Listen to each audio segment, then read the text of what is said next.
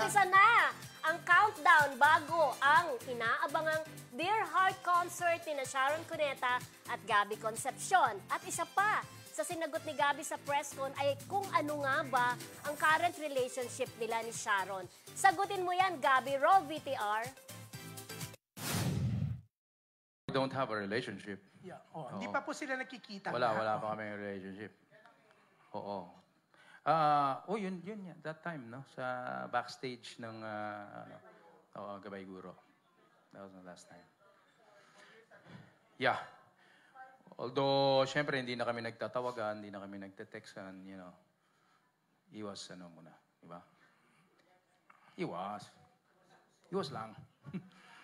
Iwas lang, para good vibes lang, syempre. Wala naman kaming pag-uusapan.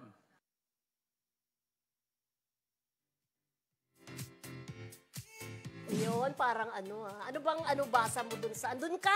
Andun ka sa presko, di ba? Pero tawag nito, sa ngalan ng trabaho at hiling ng mga fans, ginagawa naman nila talaga na mapasaya yung mga Sharon at Gabby fans, di ba?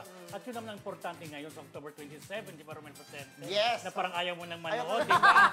Dahil meron nang manood sa Abante, di ba? Okay, di ba bawal pag meron nang manonood? Joke lang! Kaya naman siya, hindi ko tayo siya binabate. Joke! Pero, Fred, maganda yung Gabby Sharon kasi alam mo, kaya papanoorin yung mga tao, yung mga kabataan ka natin, gusto nila mag-reminisce, di ba? Tsaka hanggang ngayon, totoo yung sinabi ni Sharon, meron pa rin mga umaasa na Gabby Sharon. Hanggang ngayon, may asawa na sila, di ba? Pero maganda, sabi niya friendship, hindi daw pinanood si Senator Kiko. Hindi, parang desisyon na yun yung Senator Kiko. Oo naman. At saka yung mga anak nila. Parang, totoo naman yun, di ba? Kasi parang, bakit napipicture itong dalawa? Pass na to. Tapos, siyempre... Parang mahihirapan din si Sharon kumilos, di ba? Kasi nandyan yung asawa mo. So, tama yung desisyon nila na huwag nang manood kasi baka ma-hurt or baka hindi maintindihan. Tsaka maraming marisol doon. Siyempre, habang nanonood si Senator, nakatutok din yung camera kay... Kung ano magiging reaction, mga marisol. Saka mga Gabby fans, siyempre, Gabby Sharon, gusto kiss, gusto kiligin, gusto may ganun, di ba? Actually, may ganun pa rin yung for sure, di ba? Pero alam mo, tama si Casey, di ba, yung parang medyo masama ang loob niya. Kahit pa paano. Sabi niya, for them, it's just a show. But for me, it's for real. Parang it's real life for me, sabi ni Casey. Kasi pamilya silang... Parang pwede naman pala silang magsama sa isang project, di ba?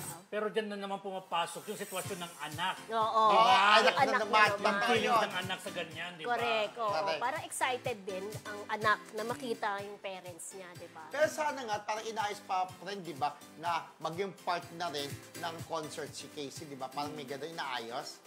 Hindi, ayaw nila i-confirm eh. Ayaw nila Malay mo surprise, kuya, di ba? Baka surprise nila or something eh, di ba?